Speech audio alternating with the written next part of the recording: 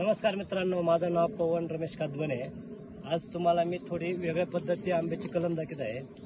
तुम्हाला दिसत असेल हा मोठा झाड आम्रपालीचं आहे आणि जे माझ्या हातात दिसते तुम्हाला हे 1.5 फुटाचं झाड आहे। गावरान एक गावरान आहे आंब्याचं।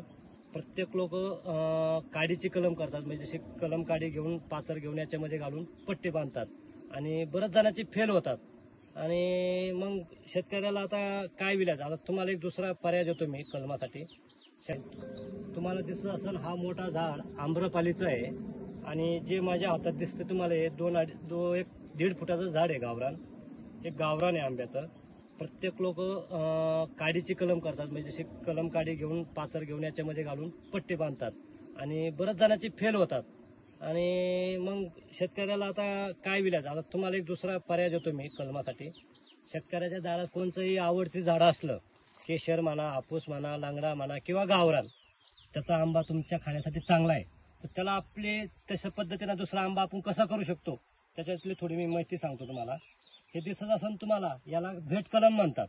जसं चक्कूची कलम करतात खिरणीवर, खिरणीची ही भेट कलमच असतात। प्रत्येक खिरणीचं झाड असं घेऊन चक्कूच्या झाडापर्यंत त्याची कलम करतात, तसं आता आंब्याची आपण कलम करणार आहे। आणि याच्या पद्धत आपण पहिल्या केलेल्या आहे, त्याचा तुम्हाला मी व्हिडिओ टाकेन, पण आज तुम्हाला मी कलम करायची कशी पद्धत आहे ती सांगतो। पहिली गोष्ट, चांगल्या पद्धतीनं एक झाड निवडायचं आणि अशा प्रकारची काडी घ्यायची। हे तुम्हाला दिसत असेल, एक कणगुळीच्या मापाची काडी आहे। त्याला हे वरचा जो शेंडा आहे कट मारायचा।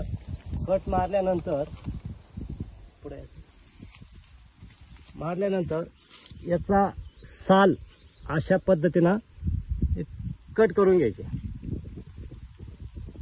हे बघा, एवढ्या एक 4 इंचाचा पर्यंत याची कट करून घ्यायची आणि ते केल्यानंतर याची बी 4 इंचापर्यंत एक साईड मारून घ्यायची। असं मारल्यानंतर हा जो आंबा आहे, ह्या आंब्याला ह्या प्रकारचं असं जोडून घ्यायचं।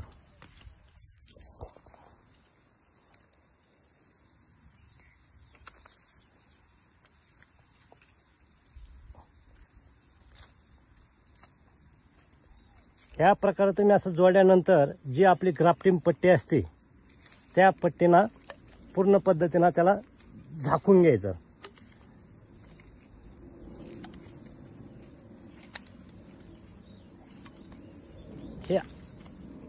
हे अशा प्रकारे तुम्ही पट्टी याला मारून घेऊ शकतात। जे हे झाड असलं मित्रांनो, याला आपल्याला काय करायचं, याला सुतळीनं पॅक करायचं आहे। इथं आणि इथं अशी प्रकारे सुतळी बांधायची आहे आणि सुतळी बांधल्यानंतर याला एक दिवसाआड 25-30 दिवस पाणी मारायचं। 25-30 दिवस पाणी मारल्यानंतर ह्या इथं जे आपण कट मारलेले आहे तर इथं सट होणार आहे। सट झाल्यानंतर याच्या खालून कट करू शकतात आणि तुम्ही लागवड करू शकतात आंब्याची। तुम्हाला 21 दिवसानंतर मी व्हिडिओ टाकेन कसं कट करतात।